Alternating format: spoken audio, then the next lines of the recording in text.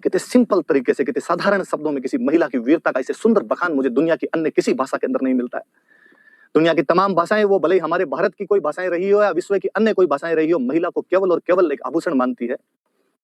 महिलाओं को केवल और केवल सौंदर्य की वस्तु मानती है, उन्हें पुरुषों को आकर्षण करने वाला एक केंद्र मानती है। ये केवल राजस्थानी का साहित्य है जो महिलाओं को इतनी इज्जत, इतना सम्मान बख्शता है कि उन्हें पुरुषों के समकक्ष नहीं, उसे ऊपर ले जाकर खड़ा कर देता है। ये उन महिलाओं की बदौलत जो कभी पन्नाधाई के रूप में, कभी कर्मावती, फूल कंवर, पद्मिनियों के नेतृत्व में, कभी कोई अमृता देवी बिश्नोई के नेतृत्व में, कभी कोई हीरा दे भान कंवर जैसी महिलाओं के नेतृत्व में बार बार अपने उद्गार छोड़ के चला जाता है। और जब उन महिलाओं का वो बलिदान, उन महिलाओं की वो बातें सुनते पढ़ते हैं, तब लगता है कि अरे so called feminist, so called intellectual लोग जो दिल्ली के किसी ऐसी के कमरे के अंदर बैठकर कह देते हैं कि 1303 में जो पद्मिनी का जौहर हुआ था वो झूठा है, वो केवल कल्पना है, वरना कोई भी महिला जौहर की ज्वाला के अंदर नहीं जा सकती, अग्नि के अंदर अपने को नहीं झोंक सकती है, राजस्थान के कवियों की कल्पना मात्र है। तब उन्हें बताना पड़े कि चूंकि तुम लोगों ने वो व्यवस्था ही नहीं देखी है,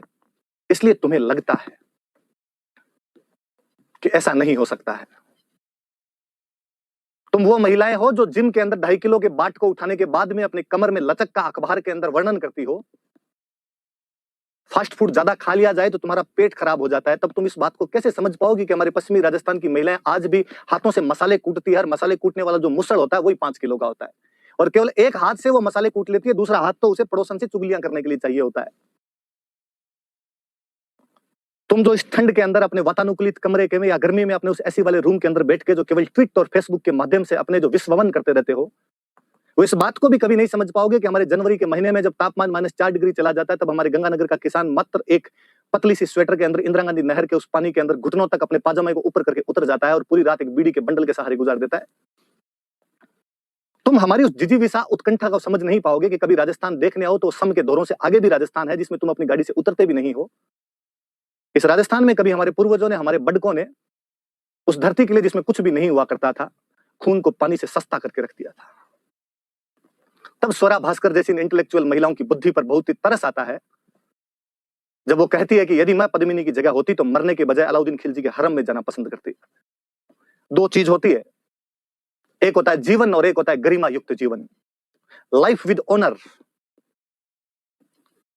जीवन यह है कि पद्मिनी जौहर ना करती और अलाउद्दीन खिलजी के साथ में चली जाती और सेक्स स्लेव बन के उसके हरम के अंदर अपनी पूरी जिंदगी काट देती। ये जीवन था, पर इसमें गरिमा नहीं थी। गरिमा यह है कि मेरे पति के अलावा दूसरा कोई भी मेरे इस पवित्र देह के हाथ नहीं लगा सकता, और यदि ऐसा होना असंभव ही हो गया है तो मैं अपने इस पवित्र शरीर को पवित्र अग्नि की लपटों के अंदर समर्पित करके रख दूंगी। मुझे बहुत साल पहले का किस्सा याद आता है कि एक बार बॉम्बे के अंदर एक कोल गर्ल को कुछ लड़कों ने बिना पैसे दिए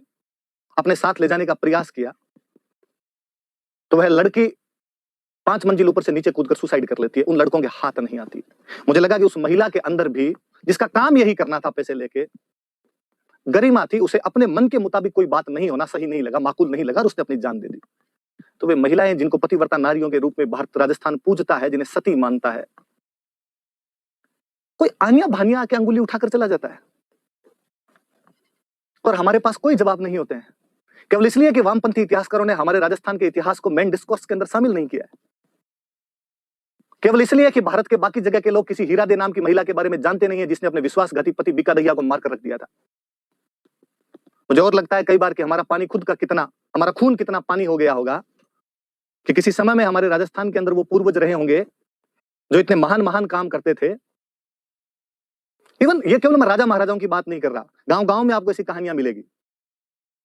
मेरे दादाजी ने अक्सर कोई कहानियां सुनाते रहते हैं कि अपने यहाँ पर एक चौधरी था, वो भैंस के ऊपर से छलांग लगा जाया करता था। मैं जब भी उस व्यक्ति को कल्पनाओं में सोचता हूं तो लगता है कितना बेहतरीन एथलीट रहा होगा कि दौड़कर भैंस जैसे बड़े जानवर के ऊपर इतना ऊंचे से वो छलांग लगा जाया करता होगा।